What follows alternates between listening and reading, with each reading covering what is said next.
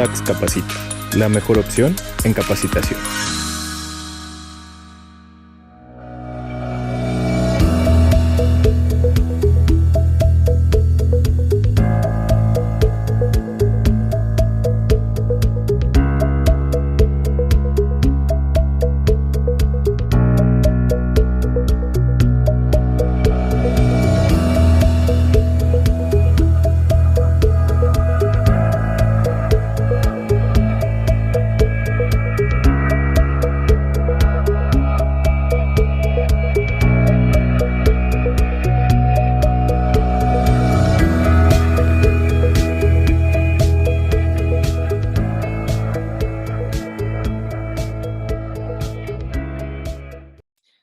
Buenos días a todos. De parte de Tax Capacita les agradecemos mucho a todos los profesionistas que se inscribieron a esta conferencia sin costo a cargo del maestro Rubén Oregel Castro. Bienvenido, maestro. Le agradecemos mucho estar el día de hoy con este tema y darnos de su importante tiempo para hablar de este tema que es los giros considerados como actividades vulnerables. El maestro, además, que bueno, es nuestro autor del libro Guía de Certificación para la Ley de Prevención del Lavado de Dinero, las actividades vulnerables y su cumplimiento práctico. Bienvenido, maestro, le agradecemos mucho nuevamente tener el honor de tenerlo hoy con esta conferencia. Comenzamos. Muchísimas gracias. Gracias, Lili. Muy buenos días. Muy buenos días a todos. Muchas gracias nuevamente a Tax Editores ahí por darme la oportunidad de platicar en esta conferencia. Es un tema sí largo, sin embargo vamos a tratar de ajustarnos aquí a los tiempos, ¿verdad? Entonces, sin más preámbulos, nuevamente muchas gracias por acompañarme y nuevamente muchas gracias a Tax Editores. Listo, bueno, el título de la conferencia del día de hoy, entrar de cuáles son los giros considerados como actividades vulnerables, se entiende en términos generales como si fuera pues muy sencillo. Sin embargo, hay algunas fracciones en específicas del artículo 17, que es donde nace todo eso, donde vienen sus detallitos que a lo largo de la presente vamos a tratar de irlos mencionando y obviamente para mayor claridad pues vienen precisamente en este libro. Quiero antes presentarme, nuevamente soy su servidor Rubén Oregel. Tenemos pues alta experiencia en materia de prevención del lavado de dinero. Tuvimos la fortuna de ser los pioneros en esta materia en aquellos ayeres cuando sale la legislación en el código fiscal básicamente en el artículo 115.000, pues nos tocó participar básicamente en todo el desarrollo. Entonces, bueno, somos ampliamente conocedores en este tema y gracias a Tax Editores que nos dio la oportunidad de poder compartir con todos ustedes a través de este libro. De manera muy general, quiero comentarles el contenido que viene en este libro. Este libro, si bien es cierto, nos habla como guía de certificación para actividades vulnerables, pero no solamente eso, sino más bien es una guía práctica que básicamente de hoy trata de eso, ¿no? Tratar de entender todas estas actividades vulnerables. El tema, en su capítulo 1 del libro, vamos a encontrar todo lo que es por definición, lavado de dinero y financiamiento al terrorismo, bases nacionales e internacionales. En su capítulo 2, nociones de prevención, combate al lavado de dinero y financiamiento al terrorismo. Vamos a encontrar en su capítulo 3, actividades vulnerables y su análisis de riesgo. En el capítulo 4, pues básicamente todo lo que es el marco jurídico de las actividades vulnerables. Vamos a encontrar lo que es en el capítulo 5, restricciones de uso de efectivo. En su capítulo 6, todo lo que son los umbrales. En el 7, lo que son sujetos que realizan actividades vulnerables. En el capítulo 8, lo que son básicamente las actividades vulnerables. En el 9, las obligaciones generales. Y ya en el 10 vamos a encontrar una guía rápida, básicamente para el tema de cumplimiento de inscripción en el portal. A su vez, vamos a desarrollar o a encontrar todo el tema de lo que son las autoridades supervisoras, sanciones, delitos y medios de defensa. Y en el capítulo 12, para concluir, pues ahora sí viene la certificación. Hay que recordar que esta certificación es en materia de prevención del lavado de dinero por parte de la autoridad, que en este caso es la Unidad de Inteligencia Financiera, ¿verdad? Ok, básicamente este es el contenido de la obra. La pueden encontrar en todas estas tiendas que mencionamos aquí, Liverpool, Sanborns, básicamente Tax Editores o el Mercado Libre. Está disponible ya y lista, ¿verdad? Ok. Para poder ir entendiendo esto, vámonos a entender lo siguiente. Ok. Lo manejo como por pasos. Primero hay que ver en su primer paso, que es lo que vamos a ver, es a quién va dirigida, es decir, el concepto de la ley en su primer paso. Entonces, esto es lo que tenemos que seguir. ¿Ok? Esta es una recopilación de la ley que básicamente nos basamos en todo lo que nos maneja la propia ley, todo lo que es el reglamento de la ley. Y en el caso específico de esta ley también vienen reglas generales que nos van a ayudar a poder entender todo este material. Encontramos también, eso es importantísimo considerar, existen dentro de los formatos que emite también a través de las páginas oficiales, cómo se debe de dar cumplimiento. Entonces es importante poder encontrar todo el tema de alta y registro y ahí nos va a llevar precisamente a poder entender quiénes son los sujetos y demás participantes. También en la misma obra vienen los criterios, preguntas y respuestas que vienen directamente en el SAT, algunos criterios. También tenemos el tema de la página de la Unidad de Inteligencia Financiera, páginas de la Comisión Nacional Bancaria y otras fuentes de información, como es el caso de Prodecom y demás. Ok. Como primer paso comentamos, hay que entender la ley. Generalmente existe una gran confusión por parte de los empresarios y quien realiza actividades vulnerables. Creen que básicamente la autoridad los está buscando a ellos. Sin embargo, esta ley no va dirigido a ellos, más bien los utiliza como una herramienta para poder detectar y darle seguimiento a las operaciones de lavado de dinero. Ok. Entonces, que es bien importante poder considerar esto. Esta ley no persigue a los empresarios, los usa en términos generales para darle seguimiento a las operaciones. Ok, de manera muy general, el delito de lavado de dinero para proceder penalmente es muy importante que se tenga un soporte documental, es decir, para que proceda el delito de lavado de dinero se requiere una querella por parte de la Secretaría y esta querella va a ir acompañada de documentos. Esos documentos son los expedientes y el soporte de las operaciones que realizan quien realiza actividades vulnerables. Entonces, por eso la obligación, que lo vamos a ver en toda la ley, es una obligación conservar expedientes, porque estos dan soporte precisamente para comprobar el tema del lavado de dinero. Ok, siguiendo esto, entonces encontramos que por qué exige la ley ciertas actividades y otras no. México, como comentamos, forma parte de organismos internacionales y estos organismos internacionales de manera muy general van estableciendo algunas tipologías que son los tipos que utilizan los delincuentes precisamente para blanquear recursos. Estas tipologías nos van llevando a las actividades vulnerables o preferidas que llevan los delincuentes. Vamos a encontrar qué es lavado de dinero, vamos a encontrar qué es financiamiento al terrorismo y las diferencias que existen entre sí. Una vez entendiendo precisamente este tema, vamos a encontrar cuáles son las actividades sujetas como tal. Ok, vamos ahora sí para poder entender. Entonces, yo ya sé que el tema de las actividades vulnerables, a quiénes va dirigidas y cómo va. Una vez entendiendo eso, en el artículo 17, como paso número 2, existe un catálogo de las actividades que son sujetas. Para poder entender cuáles son estas, vamos a revisar, digamos, el catálogo. Este catálogo viene como todas las actividades predilectas por estas personas y establecidas en el artículo de la ley.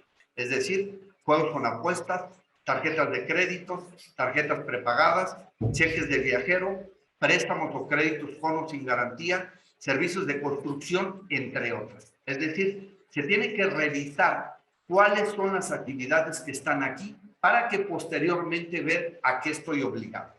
En todos los casos es importante identificar los diferentes tipos de umbrales, es decir, la ley dice, para saber si eres sujeto, identifica, es decir, ve el tema de identificación y el tema del aviso.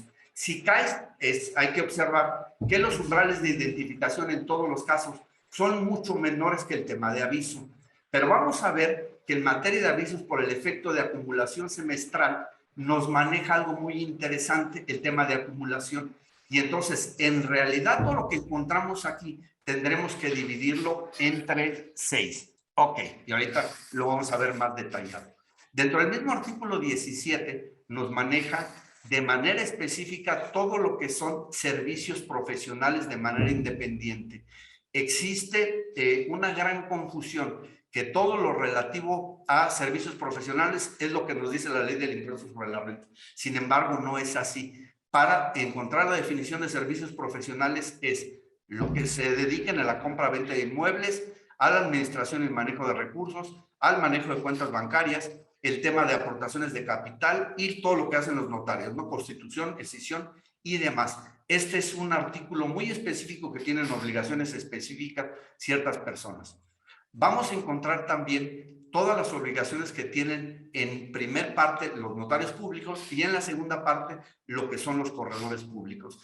Esto es en términos de manera muy general y lo vamos a ver en detalle, ¿no? Digo, ahí perdón que vaya un poquito rápido, pero tenemos contados los tiempos, ¿ok? Viene otra sección específica, todo lo relativo en materia de comercio exterior que tienen ciertas obligaciones, ¿ok? Listo. Entonces comentaba, ya tengo yo como primer paso mi tema de identificación de la ley, sé lo que quiere la ley, sé a quiénes está buscando, sé que a nosotros nos está pidiendo que le ayudemos a identificar las operaciones y posteriormente veo el catálogo que vienen ahí y digo, ok, sí caigo. Enseguida veo los umbrales, específicamente el de identificación. Y entonces, en todos los casos, cuando haya un tema de que no hay umbrales de identificación, son objetos obligados.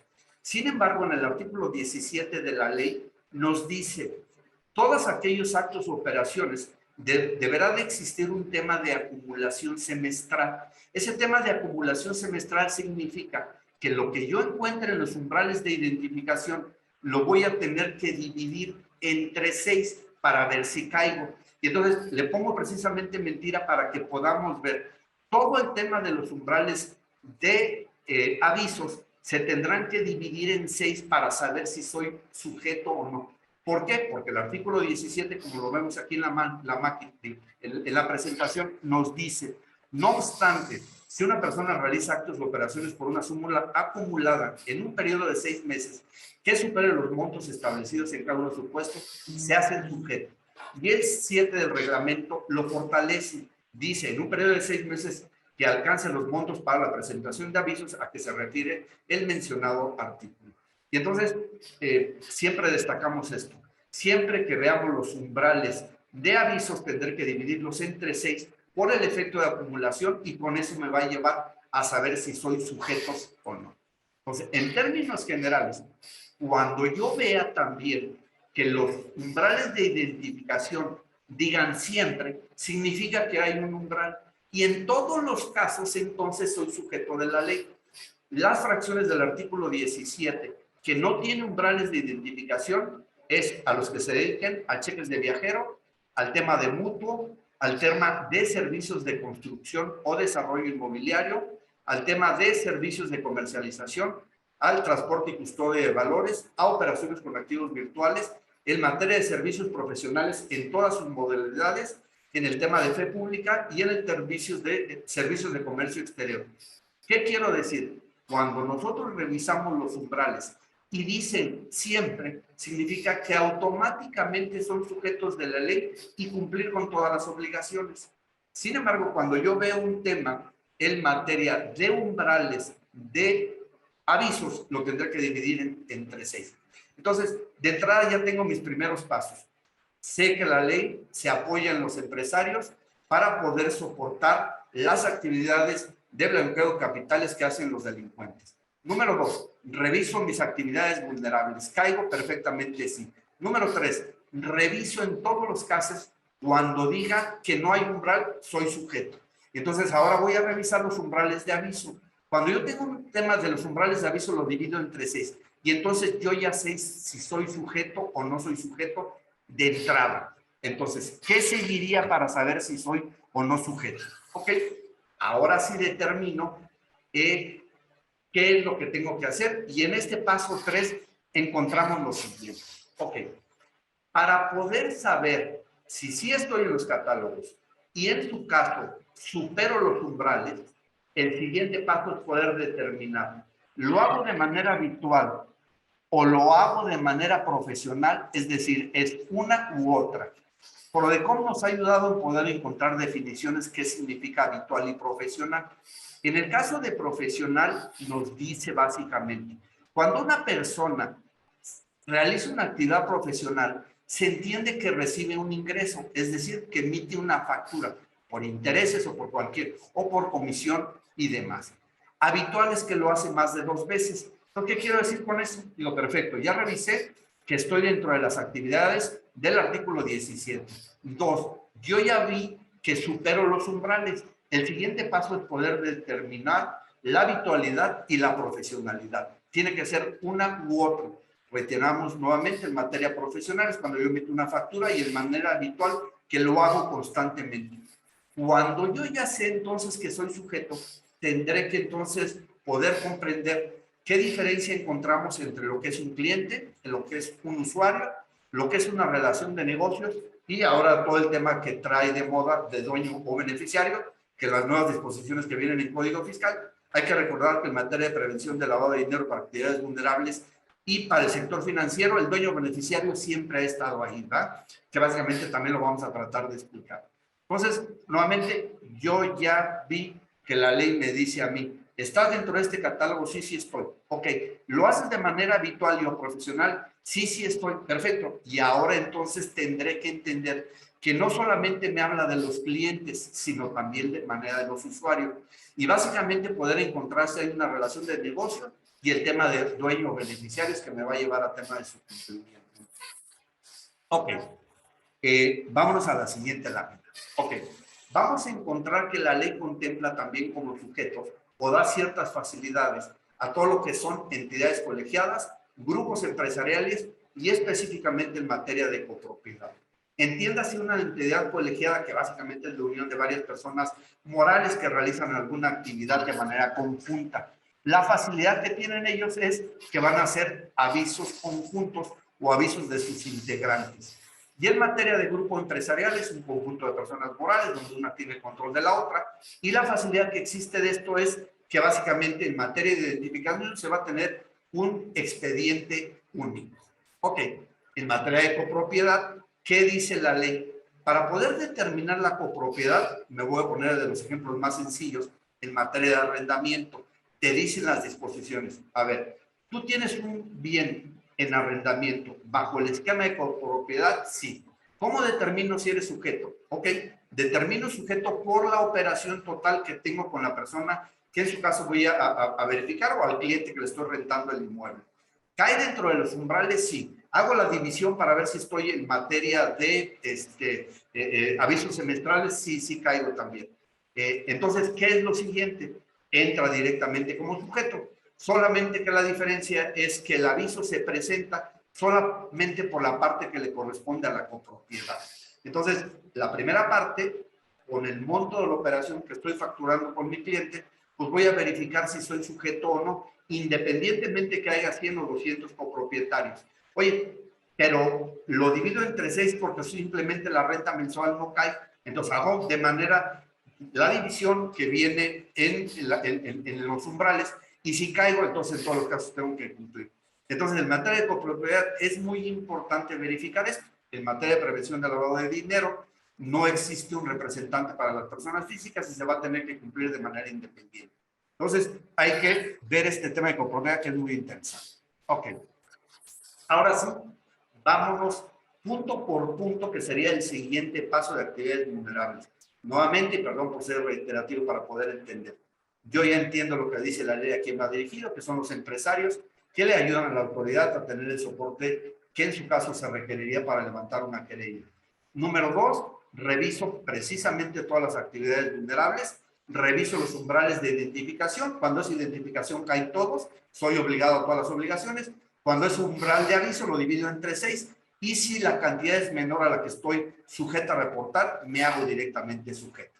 Ahora sí, revisemos reviso si es de manera habitual y profesional. ¿Qué es habitual y qué es profesional? Profesional es cuando yo emito una factura por el ingreso que estoy recibiendo, y habitualidad es cuando lo hago de manera continua, ¿no? Hay consultas que nos hacen de manera muy general. Oye, ¿qué pasa si un socio dice, le presta dinero a la empresa y directamente es para la operación como tal y pues a lo mejor recibe otro tipo de... Ok, la pregunta es, ¿el socio recibe un ingreso, es decir, cobra un interés para estos efectos, inclusive para efectos fiscales, ya que es recomendable, para que no vean que es un ingreso de la empresa? Sí, sí recibe un ingreso. Ah, bueno, eso se considera profesional y en todos los casos es sujeto. Otra, para poder entender el concepto. Oye, hay una empresa que le presta dinero a sus empleados y obviamente les cobra un interés. ¿Eso significa profesional? Sí, porque reciben un interés. Y es habitual, sí, porque se los presta directamente a todos. Entonces, estos dos conceptos nos van a poder llegar a entender cuándo soy sujeto o no, y la revisión de las actividades vulnerables, que es lo que vamos a comentar enseguida.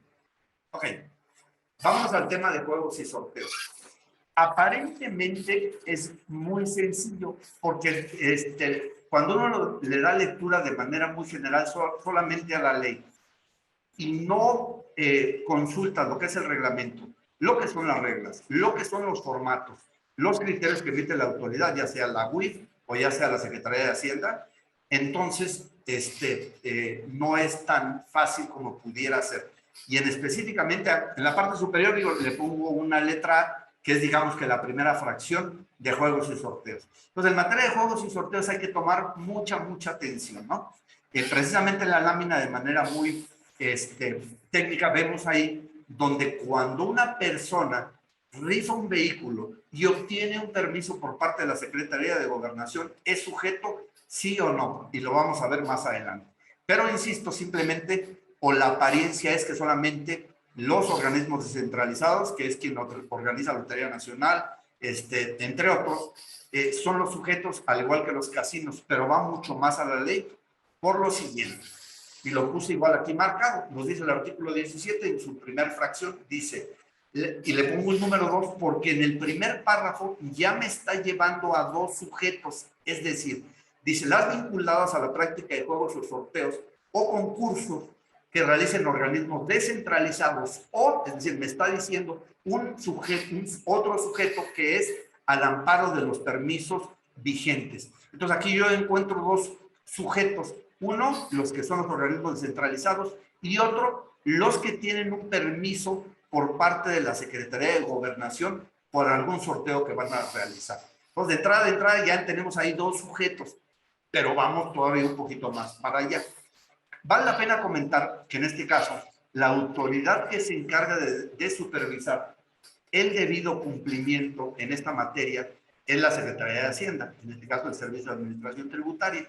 Ellos tienen la facultad de decirle a la Secretaría de Gobernación directo, oye, dime a quién les has otorgado un permiso específico para algún sorteo, o dime a quién un permiso para algún casino, que obviamente, bueno, pues generalmente ellos están cumpliendo de manera adecuada. Pero si le preguntan, dime a todas aquellas personas que les has otorgado un permiso en materia de sorteos, pues obviamente va a tener la información y van a requerir al contribuyente, o en este caso a la persona que realiza el juego y sorteo, para ver si da cumplimiento. Y como ellos son administradores básicamente de la base de datos, pues pueden emitir sus facultades de manera continua. Entonces, aparentemente la primera fracción es muy sencilla. Sin embargo, llega a complicaciones, porque aquí ya van dos posibles sujetos. Vamos directamente a la siguiente fracción y le puse un 3 porque aquí encuentro a 3 personas adicionales y me dice, aquellos que realicen la venta, pero no solamente la venta, puede ser contratados para que hagan el pago, entonces puede ser otro sujeto, y puede ser otro sujeto a quien entregue el pago valor, y entonces digo, ok, yo tengo 2 personas, los organismos descentralizados y todos aquellos que tengan un permiso ante la Secretaría de Gobernación. Y a su vez lo puedo dividir en 3, a los que los vendan, a los que hagan el pago y a los que entreguen el premio. Y entonces se empiezan a existir más sujetos de los que aparentemente habíamos encontrado aquí, ¿no? Y esto viene reforzado también en el reglamento, dice, para efectos del 17 fracción 1 de la ley, se considera como venta de boletos, fichas o cualquier otro comprobante, la cual reciban recursos que permitan este tipo de realizaciones. Entonces, básicamente encontramos ya 6 posibles sujetos, 2 personas que son los órganos descentralizados o los particulares, dividido a sus 3, al que lo vende, al que haga el pago y al que haga la entrega. Esto puede ser inclusive tan absurdo, y permítanme utilizar esto, porque aquellos expendedores en materia de juegos y sorteos que venden melates y demás, en términos generales están sujetos porque participan en la venta y lo vamos a encontrar en los distintos criterios que hace la autoridad. Todo esto, reitero, en este libro que tenemos aquí con Tax, viene de manera específica todo lo que es en sus distintos capítulos, todo este tema para poderlo entender, ¿verdad? Entonces, esto es en materia de juegos y sorteos. ¿Okay? Y aquí los volvemos a poder entender. Organismos descentralizados. En materia de la ley de juegos y sorteos nos manejan varios conceptos y te dice el permisionario, que es a quien le otorgaron el permiso. Sin embargo, puede haber un operador que es una sociedad contratada o asociada por el permisionario. Es decir, yo tengo el permiso de la Secretaría de Gobernación y yo como persona que tiene permiso puedo contratar a alguien más si él es un operador y ese operador es sujeto, también es sujeto, porque la propia disposición me lleva a eso. Y los particulares que organizan sorteos al amparo de permisos vigentes, ya lo hemos comentado, ¿verdad? Preguntas también. Dicen, oye, si algún particular no tiene el permiso, ¿es sujeto? También es sujeto porque realiza juegos de sorteo que está violando alguna otra ley, que es correcto, pero también es sujeto de la ley. ¿Ok? ¿A quién más encontramos? Personas físicas y morales contratadas para la entrega de los premios y los intermediarios que comercialicen boletos, fichas o comprobantes que permitan participar en juegos y sorteos.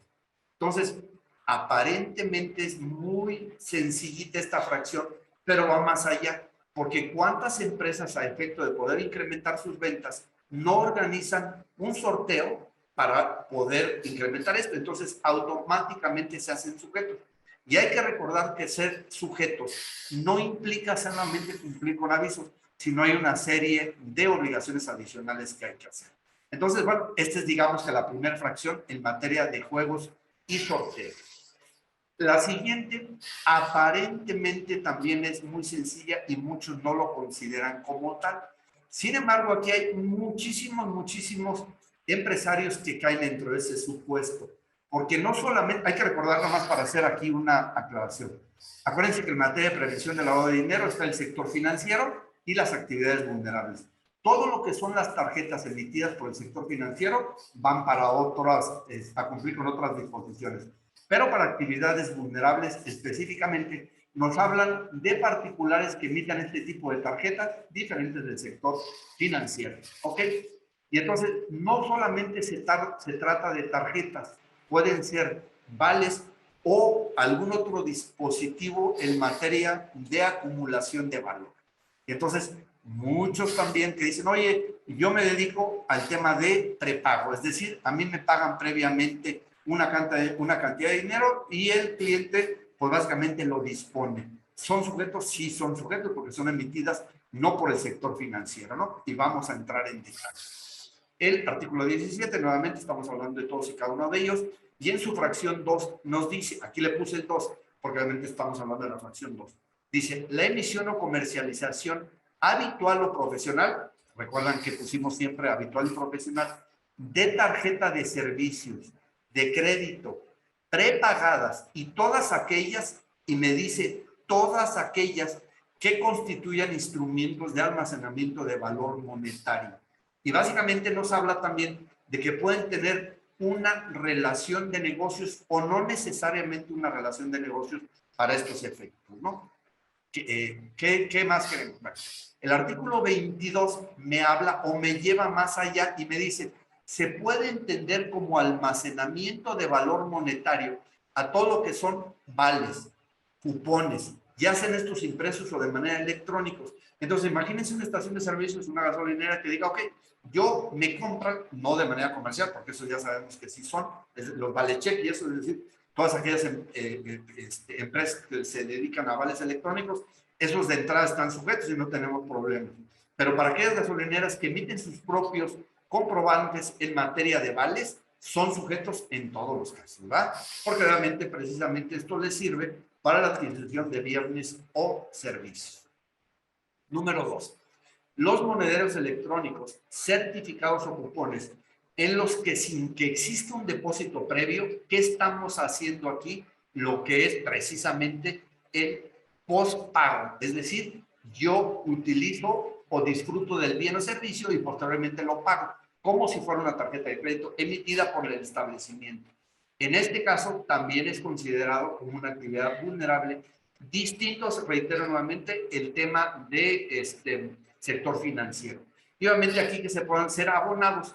Oye, pero ¿qué pasa si yo también tengo una promoción donde el tema de los premios que se van obteniendo o algunas promociones se las deposito directamente ahí? Sí, es decir, primero obtengo mi tarjeta y posteriormente con mi tarjeta yo soy sujeto o me llevé un premio y me lo depositan ahí. En este caso también son sujetos, ¿verdad?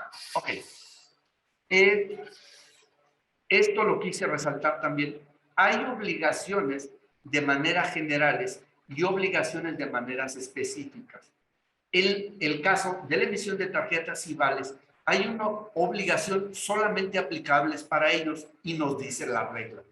Quienes realicen actividades vulnerables a que se refiere la fracción 2 y 3, es decir, lo que son las tarjetas y todo el tema de los vales, se entenderá que deben de proporcionar a requerimiento de la UIF o del SAT cierta información. Y entonces es una obligación distinta que se debe de cumplir para estos efectos. ¿Y cuál es la obligación?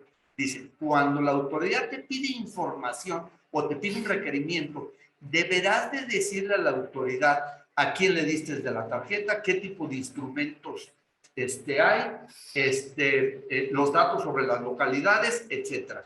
Entonces, en términos generales, habrá que proporcionarle todo este tipo de información a la autoridad. Okay. Me dice también, para entrar así, hay que verificar si tienes una relación de negocio o lo haces de manera ocasional. Veíamos al principio que cuando hay una relación de negocio sí se tiene que hacer, pero específicamente cuando se hace de manera ocasional, porque a lo mejor alguien va, se le da su tarjeta y ahí obtiene un premio, porque esas son las bases que obtuvo. Si hay una relación de negocios, sí, pero obviamente de manera ocasional y se le deposita. Entonces, cuando estamos hablando de tarjetas, puede existir que sea de manera ocasional, es de las excepciones que maneja la ley, y obviamente cuando existe una relación de negocios, que eso no tenemos duda, ¿verdad? Ok, en materia de recompensas y programas son sujetos de la ley, sí, y habría que revisar precisamente si el contribuyente, o en este caso el sujeto obligado, tiene algún programa de recompensas y lo puede realizar, sí. Nuevamente la autoridad puede en todos los casos verificar. Dice, ok, yo voy a ejercer mis facultades, veo que tengo toda la base de datos de los contribuyentes, veo todo el tema de deducciones y resulta que dentro de las deducciones yo veo un tema de premios y recompensas. ¿Qué significa eso? Pues que directamente cruzan si ya presentó su aviso y su cumplimiento en materia de actividades vulnerables, y entonces es una manera muy fácil de que la autoridad lo pueda detectar, ¿verdad? En el programa de recompensas, ¿ok? Y básicamente, bueno, pues existen en el mercado una cantidad interesante de recompensas, de tarjetas prepagadas y demás, ¿eh? Me voy un poquito de rápido por los tiempos, ¿verdad? Ok, ¿qué podemos encontrar o resumir de todo esto en materia de tarjetas? Instrumentos de almacenamiento de valor, que pueden ser vales, cupones, ya sean impresos o de manera electrónica, y obviamente que me permite el abono de recursos a los referidos instrumentos de almacenamiento de valor. Esta presentación la va a compartir directamente Tax, digo, para que una hora es muy poco del material, pero bueno, se los vamos a compartir para que todos ustedes la puedan tener para su consulta, y obviamente para más detalle, pues a través del libro, ¿va? Ok, vamos a la siguiente fracción que me habla de cheques de viajeros. El inciso C es básicamente la fracción 3. Ok, en materia de cheques de viajero, obviamente diferentes del sistema financiero, me dice la emisión y comercialización habitual o profesional de cheques de viajero. Realmente en esta fracción no tenemos muchas complicaciones porque hay pocas empresas que no pertenecen al sistema financiero que emiten este tipo de cheques, ¿verdad? Entonces, Esta no tenemos mucho que hablar porque esta sí realmente es muy sencilla, ¿va? Obviamente, como comentamos anterior y a través de las reglas, sí me obliga al tema de los cheques de viajero y al tema de la fracción anterior respecto de las tarjetas, vales y demás, que hay que tener una información específica y lista para cuando la autoridad me lo solicite. Entonces, una obligación distinta que debe de estar preparada para la entrega en caso de requerimiento. Ok, vámonos a mutuo. Aparentemente también es una fracción muy sencilla. ¿Qué significa esto? En términos generales, que habría que revisar, porque aquí caen muchísimas personas que aparentemente no están, ¿no? Porque, insisto, a simple vista dicen, no, bueno, pues eso les habla a quien realiza préstamos, que el Monte de Piedad, nuevamente no estamos hablando de bancos, y algunas otras personas que realizan préstamos. Y entonces vamos a ver que también tiene sus complicaciones. Te dice, ofrecimiento habitual o profesional de operaciones de mutuo o de garantía o otorgamiento de préstamos o créditos con o sin garantía, es decir, a través de un documento o a través de que me dejan una prenda. Son sujetos, sí, de entrada y hasta, aparentemente ahí no tenemos problemas. Sin embargo, nos empieza a llevar a tener tema de interpretación. Viene un tema de reglas y nos dice, cuando personas formen de un grupo empresarial y presten entre empresas dinero, son sujetos, y en términos generales la ley te dice, no son sujetos cuando forman parte de un grupo empresarial. Luego entonces, si aquí me dice que solamente cuando son integrantes de un grupo empresarial, ¿qué significa en materia de interpretación? Bueno, si no formo parte de un grupo empresarial, pero sí presto intercompañías, soy sujeto en todos los casos, porque por interpretación de esta disposición a eso me lleva. Entonces, en conclusión, todas aquellas personas que le presten a sus empresas directamente y que obviamente lo hagan de manera habitual o lo hagan de manera profesional, son sujetos de la ley en todos los casos. Porque, insisto, esta interpretación que viene en las reglas me dice, no son sujetos cuando pasen o forman parte de un grupo empresarial. Entonces, cuando no están o no forman parte, son sujetos, sí son sujetos, ¿no? Y eso nos lleva entonces al debido cumplimiento, ¿no? ¿Qué más tenemos? En materia de fideicomisos igual, ya saben que forma parte, en su caso, del sector financiero y en su caso no tendrán la obligación de hacerlo. Vamos a encontrar también entre los criterios que comentaba hace ratito, cuando se otorguen créditos o préstamos o mutuos entre empresas del mismo grupo empresarial, no se estará sujeto y se tendrá que realizar. ¿Ok? ¿Qué dice aquí en materia? Lo que comentábamos en un principio, por parte de empleados. Cuando las demás formen parte de un grupo empresarial, ¿se tendrá que cumplir? Sí. Pero si no formo parte de un grupo empresarial, al contrario, el census sí se está obligando. Entonces, aquellas personas físicas y morales que otorguen préstamos a sus empleados, obviamente lo hacen de manera habitual, porque son varios empleados, y si cobran intereses también sí son sujetos. Entonces, habría que revisar, y nuevamente la autoridad tiene en todos los casos pues todo lo que son las emisión de facturas. Entonces, para la autoridad es muy sencillo revisar porque sacan una lista de todos aquellos ingresos por intereses y automáticamente cruzan si son sujetos o no. Y esto obviamente lo hace de manera profesional y a su debido cumplimiento, ¿va? Entonces, eso en materia de mutuo. Nuevamente, en materia de socios, yo le presto dinero a mi empresa. Perfecto. ¿Lo hago de manera habitual y profesional? No, lo hice una vez y es para el tema de la empresa, ¿no? Para la operación interna de la empresa. Oye, pero empiezo a recibir un ingreso o algún interés y además dices, como te dice aquí, oye, si solamente lo haces a tu empresa, porque no lo haces al público en general, oye, pero si se lo realiza otra persona, soy sujeto, sí, porque entonces ya estás en un capítulo específico como que te dedicas al tema de mutuo. Entonces habría que revisar, y eso es muy importante porque es muy común que los socios aporten recursos a sus empresas precisamente para el buen funcionamiento. Y entonces, no por descomponer un tema fiscal, descomponga el tema de actividades vulnerables. Y entonces habría que tener todo ese cuidado. Ok. En términos generales, un listado de giros Pues todo lo que son casas de empeños, casas de préstamos distintos del sector financiero, empresas que presten a los socios cobrando interés, porque es una actividad habitual, socios o accionistas que presten a sus empresas, socios o accionistas que presten a sus empresas de manera habitual, préstamos de intercompañías, entre otros, ¿no? Entonces, aparentemente, cuando uno le da la primera lectura en tema de mutuo es muy sencillo. Entonces, habría que revisar todas las obligaciones que se deben de cumplir. Bueno, en materia de bienes inmuebles, también es un tema que se tiene que revisar.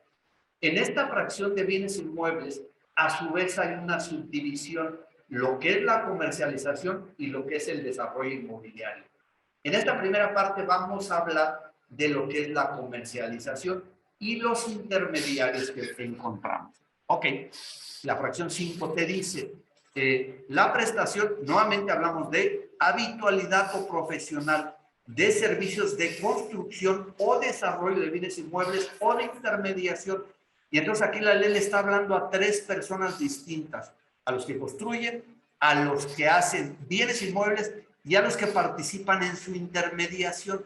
Y vamos a encontrar que cuando veamos las reglas, no nada más son tres, son también aquellas personas que participan en una remodelación, por ejemplo, de una casa que está destinada para su venta. Y entonces son mucho más de tres y habría que revisar en este caso lo que son las reglas y lo vamos a comentar básicamente siguiente. Entonces, en el tema de las inmobiliarias, aquí están en todos los casos.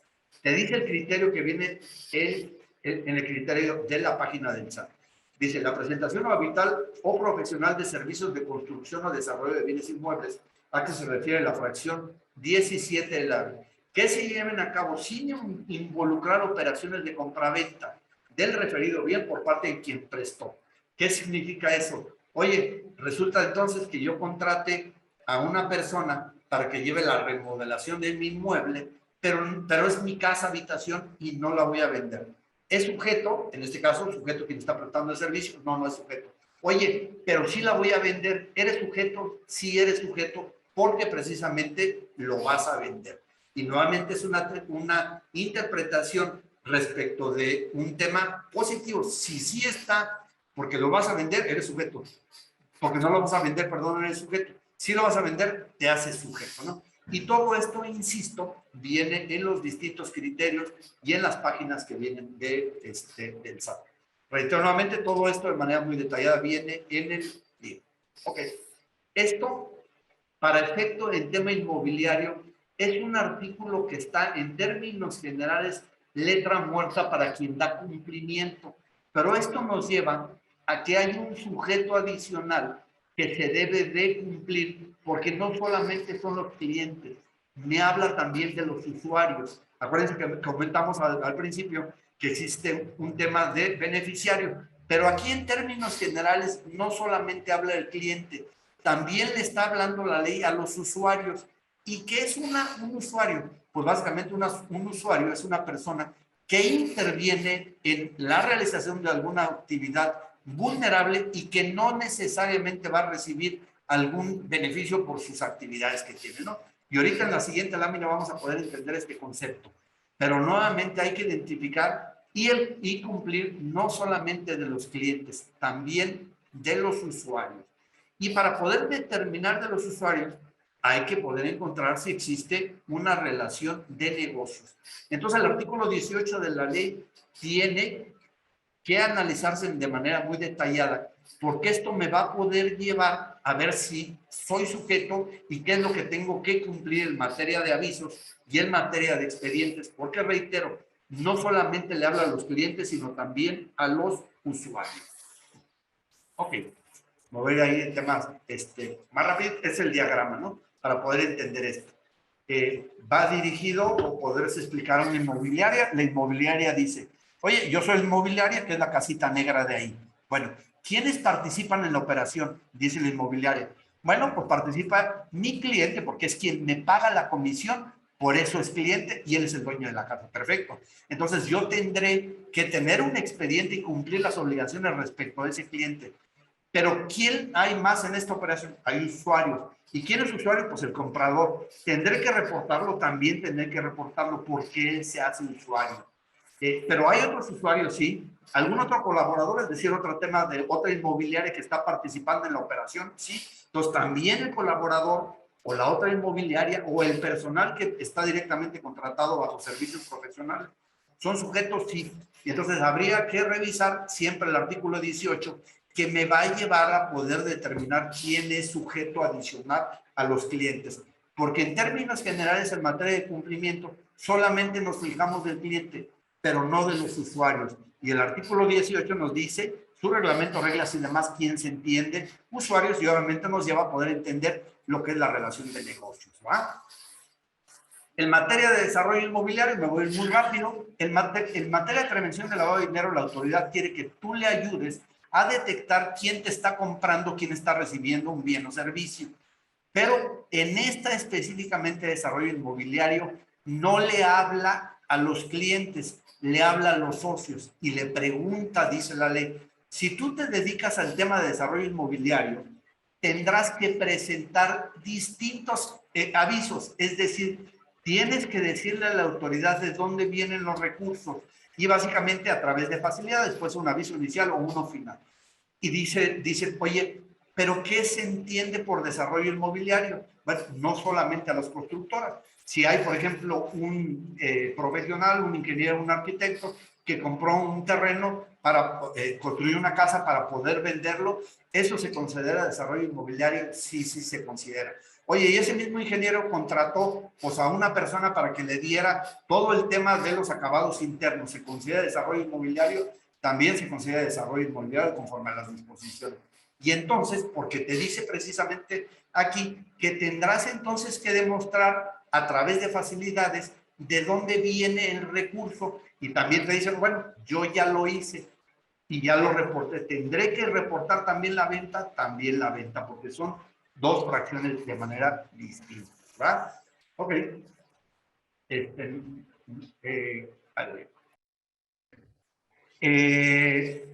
Ok, en términos generales son los avisos que se tienen que hacer. Ok, todo esto lo vamos a encontrar de manera muy específica para poderlo entender, porque también es un tema muy interesante, ¿no? Por ejemplo, nos hacían una consulta y decía una persona, un particular, oye, fíjate que tengo mi casa habitación y la voy a vender. Ok, la vendes. ¿Tú estás recibiendo un ingreso? Sí, sí estoy recibiendo un ingreso, pero es un exento conforme a la ley del impuesto sobre la renta. ¿Eres sujeto? No, no eres sujeto. Oye, pero resulta que tengo otra casa y la voy a vender. ¿Eres sujeto? Ok, sí eres sujeto. ¿Por qué? Porque ya lo hiciste de manera habitual y porque obviamente el notario que realizaste la operación te está descontando un impuesto sobre la renta y en estricto derecho estás obteniendo un ingreso, en su caso para quien lo vendió, sí. Entonces, sí es sujeto también para los particulares. Insisto, habría que tener mucho cuidado en su análisis, pero de entrada sí. Ok.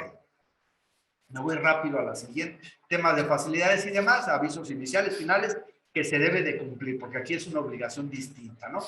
Entonces, en venta de inmuebles y ventas y desarrollo, encontramos inmobiliarias, constructoras, desarrolladores, profesionistas, arquitectos, ingenieros que prestan servicios o profesiones para la preparación de la venta, contratistas, entre otros. Y obviamente el tema de las inmobiliarias y todos sus agentes que están contratados bajo el esquema de honorarios. Eso hay un capítulo específico que va de servicios profesionales, pero también entra, ¿no? En materia de joyas y relojes no hay mucho, no hay mucho que decir, esto está realmente muy fácil, pero ojo, porque me habla comercialización o intermediación habitual. ¿Qué significa? Oye, yo tengo una tienda departamental y ahí vendo joyas. ¿Eres sujeto? Sí, sí eres sujeto. Oye, yo soy una casa de empeño que por las joyas que me llevan a empeñar las voy a vender. ¿Soy sujeto? Sí, sí, soy sujeto. Entonces, en materia de joyas y relojes, es importante también considerar el tema de la intermediación que habría que estar cumpliendo. Realmente está un poquito sencilla, ¿verdad? Ok. Y aquí hay definiciones que te dice, oye, que es una joya, y entonces a través de las distintas disposiciones, fuentes de derecho, como son las páginas que vienen en la autoridad, nos define, obviamente, qué se considera como joyas y relojes. ¿Ok? Listado de manera muy sencilla, casas de empeños que vendan joyerías, algunos talleres sí, oye, resulta que yo soy un taller y lo estoy preparando para su venta. En todos los casos aplica. Almacenes que tengan un departamento específico en sección de joyería y en general toda la persona física o moral que realice joyería de manera habitual y de manera profesional, ¿va? Ok. Obras de arte. En materia de obras de arte también no tiene grandes complicaciones, pero aquí sí le habla no solamente a quien las venda, sino también a quien participe en la venta, como en este caso es la subasta, ¿verdad? Y esta de manera muy sencilla, no entremos mucho en detalle porque se nos acaban los tiempos. ¿Ok? Sin embargo, aquí sí es bien importante mencionar lo siguiente. ¿Qué se entiende obras de arte? Las disposiciones en términos generales nos están llevando conforme a la Ley Federal de Derechos de Autor, porque ahí es donde se define obras de arte. Y entonces aquí nos hablan mucho más de lo que podamos entender, porque te dice la ley, te dice, se considera como obras las siguientes, literaria, pudiéramos caer en los absurdos, que como un libro es una obra regulada por la ley y es una obra literaria sujeta de la ley, pues entonces habría que encontrar específicamente si es sujeta. Pero de entrada, por definición, cuando dice que es una obra de arte conforme a la ley arrasa y te dice, se entiende obras literaria, música, dramática, danza, pictórica, escultórica, caricatura, arquitectónica y demás. Y eso nos podría llevar a los absurdos que todo lo que esté en la ley en materia de obras de arte pudiera estar sujeto a la ley. Sí, habría que entrar ahí al estudio de manera detallada. Porque, reitero, por definición, que nos queda muy claro, nos puede llevar a que son obras de arte. Y habría que revisar. Entonces, nuevamente, podemos encontrar que es, sí, aparente muy sencillo, sí que solamente estamos hablando de subasta o comercialización, pero entonces, ¿quiénes son los sujetos? Y entonces ahí podemos decir que en términos de obra de arte es lo que nos dice la ley, y la ley nos lleva a todos estos giros, ¿verdad? Entonces habría que tener mucho cuidado en cuanto a las definiciones si cae dentro de esto, ¿verdad? Ok, me voy a ir ahora al tema de automóviles. En materia de automóviles también no tiene mucho problema porque lo hace cuando es de manera habitual o profesional, y aquí le está hablando básicamente a todos aquellos que realicen vehículos nuevos o usados, ya sean marítimos, aéreos, terrestres y demás. Sin embargo, también les pongo ahí como tarea, porque te dice la ley, la comercialización o distribución de vehículos nuevos o usados, ya sean aéreos, marítimos o terrestres. Y me quedo con el tema de terrestres. ¿Qué es un vehículo terrestre? Nos vamos en materia de reglas y te dice, entiéndase, en materia de vehículos terrestres, me voy a ir directamente a la definición. Dice, aquellos que sean automotores, independientemente de su fuente de energía, siempre que los mismos se les permita transitar en vías públicas o estén sujetos a control o registro vehicular. Entonces, por ejemplo, nos fuimos a la definición en la Ciudad de México, por ejemplo, en materia de vías públicas, donde dice, todas las bicicletas que puedan estar circulando aquí tendrán que cumplir ciertas regulaciones. ¿Ok? Entonces, me está llevando al absurdo también que pudiéramos entender que todos aquellos que estén en vías públicas y que estas estén reguladas tendrán que cumplir, pues entonces habría que entrar de manera, insisto, muy detallada. Es cierto que me dice que sean automotores, pero entonces habría que encontrar qué es la definición de automotores. Todo esto de manera muy detallada también lo podemos encontrar aquí en la obra, ¿verdad? Ok, vámonos a la siguiente, ¿no? Me voy a ir muy general. Pero aquí insisto que se les permita transitar en vías públicas o estén sujetos a un control o registro vehicular. ¿Ok? Y entonces aquellas tiendas que comercialicen una motocicleta o un patín eléctrico porque es un automotor y que obviamente son sujetos de la ley, sí. Y entonces si alguien tiene una empresa o un cliente que vende motocicletas en todo, o patines que son automotores, ¿son sujetos de la ley y cumplimiento? En todos los casos, sí. Y digo, ya entrando a los detalles de polémica, viene todo lo demás, ¿verdad? Ok, me voy directamente, ok, en el tema de importación hay un capítulo específico, ¿no? Listado de actividades sujetas, armadoras, fabricantes, distribuidoras, franquiciatarios, concesionarios, entre otros. Ok. servicios de blindaje. Esta en general no tiene mucha problemática porque es muy clara, ¿no? A todas aquellas personas que hagan servicios de blindaje, ya sea automóviles, casas o algún otro inmueble, son sujetos de la ley en todos los casos. Entonces, esta no tiene grandes complicaciones, el tema de blindaje, ¿verdad? Esta, que aparentemente también nadie la ve, es otra de las fracciones y tiene su gran grado de complejidad.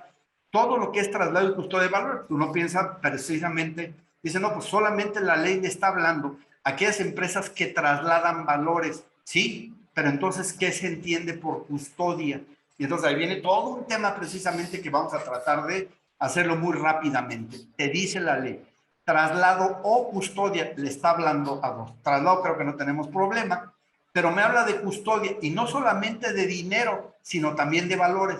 Entonces habría que encontrar a qué dice la ley o a qué se refiere la ley cuando me habla de custodia de dinero o custodia de valores. Y entonces ahora sí vamos a poder entender, te dice el reglamento.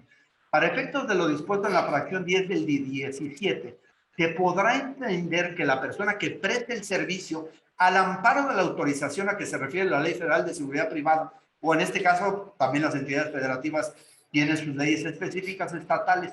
Y entonces aquí me dice, si tú quieres saber quién está obligado en materia de traslado y custodia, consulta la Ley de Seguridad Privada. Nos vamos a la Ley de Seguridad Privada. Primero un poquito entrar a la definición, que custodia, pues básicamente es el acto para guardar un bien o una persona, ¿ok? Nos dice, entienda por seguridad privada, todos aquellos de protección, vigilancia, custodia de personas, de información, de bienes inmuebles. Oye, una caseta de vigilancia que tiene ahí un guardia, ¿tiene custodia? A mi criterio, sí, por definición de ley, ¿verdad? Muebles, valores y demás. ¿Que se requiere una autorización? Bueno, ¿qué es una autorización? Te dice la ley. Bueno, pues es un acto que se requiere. Y entonces, todas aquellas personas que tengan una autorización por la Ley Federal de Seguridad Privada son sujetos del cumplimiento de la ley. Y para el SAT es muy fácil, le dicen a la autoridad competente, oye, dime a quién le otorgaste todos estos permisos. Y entonces, a quien les haya otorgado esos permisos, son sujetos de la ley, ¿verdad? Y la ley, bueno, te dice, entiéndase de seguridad privada a personas, a bienes, a traslado de bienes o valores, a servicios de alarma y monitoreos electrónicos, al tema de seguridad de la información, al tema de informe de antecedentes y demás, y actividades vinculadas con esta. Entonces, aparentemente también esta fracción es muy sencilla, pero como nos remite a la ley de seguridad, pues ahí viene todo el tema que habría que dar cumplimiento, ¿va? Entonces me voy también rápidamente. Servicios profesionales, esta básicamente es muy sencilla, ya tenemos ahí 4 minutitos. Estamos hablando en términos de, servicios profesionales, todo lo que es otro tema muy polémico, nos ha llevado a la interpretación de la ley que todos aquellos que estén en el REPSE son sujetos de la ley, sí, y caerían dentro de esta fracción. En términos generales, sí, y habría que irlo verificando de manera muy detallada, ¿verdad? Entonces, servicios profesionales tiene mucha polémica que hablar, hay muchos artículos escritos sobre este tema y viene ampliamente explicado en esta guía, ¿verdad? ¿Cuáles son los servicios profesionales? Compraventa de inmuebles, administración y manejo de recursos, empresas que presten de servicios especializados conforme al REPSE. Hay que recordar que antes de la reforma la autoridad dijo, todas aquellas personas que se dedican al llamado outsourcing son sujetos, en todos los casos, y sacaron avisos, informes y demás. Viene la modificación de la Ley Federal del Trabajo y demás disposiciones, y en términos generales, con los criterios que ha manifestado la ley, la autoridad no ha cambiado su criterio, ¿no? Quiero comentarles también que de manera muy particular hicimos una consulta, y obviamente, por todo esto que le comentamos, pues ahí viene el tema de lo que les comento, ¿ah? Entonces, es un tema muy polémico en el tema del REPSE, pero de entrada yo sí les sugiero que hagan una consulta de manera muy particular, pues para ver si son sujetos o no. ¿Ok? En tema de fe pública, me voy muy rápidamente. En materia de fe pública, le habla a 3 personas: a los notarios, les habla a los corredores públicos y les habla a los servidores públicos. Estas 3 figuras, con sus modalidades, tienen que dar cumplimiento básicamente a la ley. En materia de donativos también existe, me voy a ir, insisto, de manera muy rápida, en materia de donativos existe una figura ante la autoridad que es el SAT, que son las famosas donatarias autorizadas. Una donataria autorizada es una persona moral que no persigue fines lucrativos, autorizado por la Secretaría para recibir donativos y estos sean deducibles de impuestos. Esos son sujetos de la ley en todos los casos. Oye, pero si tengo una persona que no es donataria autorizada, es sujeta, también es sujeta. Y hay un tema muy específico que la autoridad, por tema de internacional, que le está dando todo este seguimiento a todas estas personas que reciben donativos, ¿va? En materia de comercio exterior, básicamente la ley les habla a todos los agentes o apoderados aduanales que se dediquen específicamente a los servicios de importación y exportación de vehículos terrestres, máquinas para juegos de apuestas, equipos y materiales para tarjetas de prepago, joyas y relojes, obras de arte y materiales de resistencia balística. Vale la pena comentar que todo esto va muy relacionado con las actividades vulnerables en materia de comercio exterior, no a otras, solamente específicamente a ellos. En materia de arrendamiento, en términos generales, también le habla a todas aquellas personas físicas y morales que de manera habitual o profesional renten una casa. Muchos te dicen, oye, es que yo no estoy de alta en el SAT. Eso no te excluye de cumplimiento, porque estás cometiendo ahí una infracción en materia fiscal, pero otra infracción en materia de arrendamiento. Entonces, todas aquellas personas que renten inmuebles son sujetas de la ley, sí, y tiene su sencillez, porque obviamente las rentas son mensuales y tú lo haces de manera habitual y profesional porque estás recibiendo un ingreso. Entonces, en todos los casos son sujetos de la ley. En materia de intermediación, no le aplicas a las inmobiliarias, solamente a los propietarios. Oye, es que yo soy una persona y entonces me quedó un inmueble de los que tenía que ya no uso y lo rento, eres sujeto en todos los casos también, ¿va? Activos virtuales, bueno, pues es un tema sumamente ahí complicado, ¿va? Y muy largo para explicar. Entonces, en términos generales, déjenme ver ya más al final, ya los tiempos se nos están yendo, pues es importante que todo lo que comentamos tiene distintas multas. Es decir, si yo no cumplo con los requerimientos, pues hay una multa que puede ir de 19,000 a 192,000. Oye, pero tampoco presenté los avisos. Bueno, pues son otros 19 y otros 192 por operación. Oye, es que yo no identifiqué, pues nuevamente de 19 a 192. Oye, pero es que yo no presenté mis avisos incompletos. No presenté los avisos, pues puede ser una multa hasta de 6 millones. Aceptar efectivo es una parte de la ley que viene ahí, y obviamente el delito de falsificación, multa y demás, ¿verdad? Yo aquí les dejo mis contactos, digo, mi contacto para cualquier cosita. Yo les recomiendo verdaderamente este tema de este libro porque viene todo esto que vimos solamente de quiénes son sujetos, pero viene todo el tema de obligaciones, ¿no? Entonces, en esta guía, pues viene de manera muy completa, ¿no?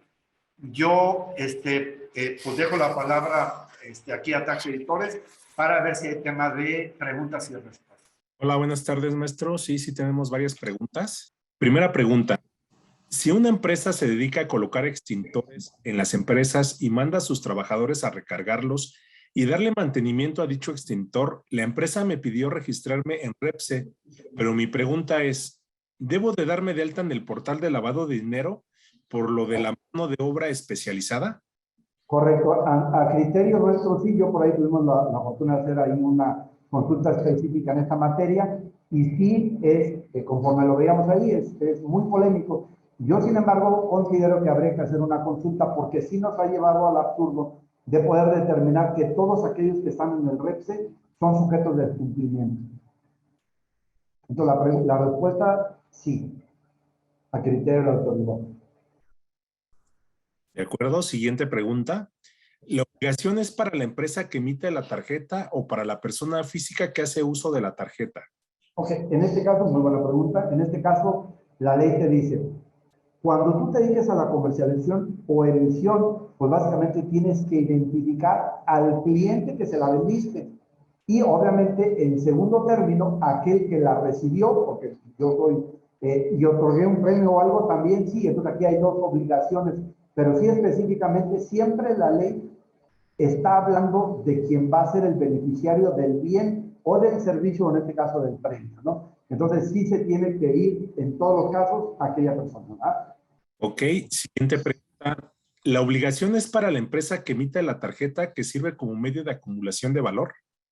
Correcto, es la obligación de inscribirse y reportar, pero ¿a quién reporta? A sus clientes o usuarios. Entonces sí es una obligación de la empresa que los otorga a sus clientes. Entonces yo me inscribo como empresa, que doy este tema de vales y demás, pero ¿a quién reporto? A los clientes que específicamente me solicitaron el servicio o que tengo un convenio con ellos, ¿verdad? Siguiente pregunta. Si una inmobiliaria pertenece a un grupo empresarial, ¿en el caso debo reportar el monto de la renta mensual? Ok, en materia inmobiliaria, cuando hay una inmobiliaria y ella está intermediado en la renta, no le aplica a la inmobiliaria. A quien le aplica específicamente es al propietario del bien. La inmobiliaria solamente en materia de comercialización, pero no en materia de arrendamiento, ¿ah? Entonces, a la inmobiliaria que participa no es sujeto de la ley. Sí, el dueño, y obviamente sabemos que las inmobiliarias, porque son asesores inmobiliarios, pues en todos los casos, le dicen a su cliente que está rentando, oye, acuérdate que eres sujeto de la ley porque está rentando el inmueble. Y habría que revisar, insisto, los parámetros o los límites que maneja la ley. Siguiente pregunta.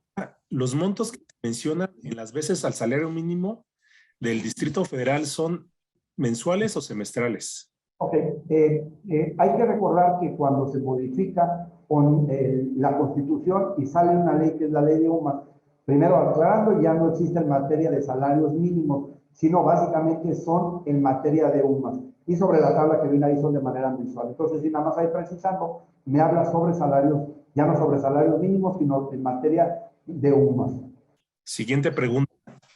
Para efectos de esta materia, ¿todos los montos de umbrales y sanciones están expresados en UMAS? Sí, correcto. Ahora ya con la modificación a la Constitución y la nueva creación de la ley de UMA, te dice todo lo que son sanciones y demás parámetros que están en salarios mínimos, ahora lo tendrás que hacer en UMA. Entonces, en materia de sanciones y de umbrales es en base a UMA. Y la última pregunta es más un comentario, que si puede volver a mencionar cuál es el título de su obra.